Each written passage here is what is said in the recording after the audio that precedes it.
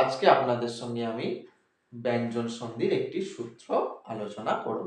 ঠিক আছে, আপনারা বইয়েতে দেখবেন এটা লেখা আছে যে স্বরবর্ণ বর্গের তৃতীয় বা চতুর্থ বর্ণ কিংবা কুঞ্জ র ল ব হ পরে থাকলে পূর্ব পদের অবস্থিত ক স্থানে গ, চ স্থানে বর্গীয় জ, ট স্থানে ট আর প স্থানে ব হয়। ঠিক আছে, তো আমরা সন্ধি করতে গেলে আমরা নিয়ম কি জানি যে পূর্ব পদের প্রথম শেষ বর্ণ আর পরপদের প্রথম বর্ণের মধ্যে সন্ধি হয়। ঠিক আছে, যেহেতু ব্যঞ্জন সন্ধি অতএব সেটা ব্যঞ্জন বর্ণের সঙ্গে ব্যঞ্জন বর্ণ অথবা স্বরবর্ণের সঙ্গে ব্যঞ্জন বর্ণের সন্ধি হবে। তো আমি একটা উদাহরণ এখানে দিয়েছি, দুটো উদাহরণ দেখুন। কি উদাহরণ দিয়েছি? দিক যুক্ত ভ্রম সমান দিগ্ভ্রম। দিক এটা পূর্বপদ, ভ্রম এটা পরপদ। আমি কি বললাম? পূর্ব পদের শেষ বর্ণের সঙ্গে পরপদের প্রথম বর্ণের সন্ধি হয়। তাহলে এখানে পূর্ব পদের শেষ বর্ণ ক আর পরপদের প্রথম বর্ণ হচ্ছে ভ, এই দুটির মধ্যে সন্ধি হবে।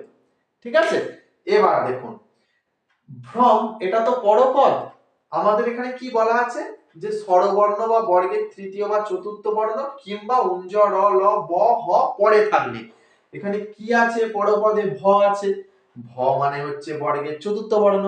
তাহলে বর্গের চতুর্থ বর্ণ যদি থাকে পরপদে আর পূর্ব পদে যদি ক থাকে তখন সেটা কি হবে? এই যে আমরা পড়েছি ক স্থানে গ হবে, তাই দিক এই ক এর স্থানে দেখো গ হয়েছে দিক।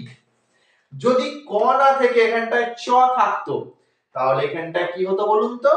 এই যে চ স্থানে জ মানে এখানটা বর্গীয় জ হতো। আচ্ছা, যদি কটা না থেকে ট থাকতো তাহলে এই জায়গাটা কি হতো বলুন তো? এই যে ড হতো। আর যদি ক এর জায়গায় প থাকতো তাহলে প এর জায়গায় এখানটা কি হতো বলুন তো? ব হতো। তার মানে যদি পূর্ব পরপদে চতুর্থ, তৃতীয় কিংবা উঞ্জ র ল ব হ এই জায়গাটায় যদি বসে তাহলে এই পূর্ব পদের ক থাকলে শেষ বর্ণে ক এর জায়গায় হবে গ, চ থাকলে চ এর জায়গায় হবে বর্গীয় জ। যেমন দেখুন এখানে একটা উদাহরণ দিয়েছি, এই যে অচ যুক্ত অন্ত অজন্ত, তখন এখানে চ রয়েছে, চ এর জায়গায় বর্গীয় জ হয়েছে। আর প্রথমে কি আছে? স্বরবর্ণ।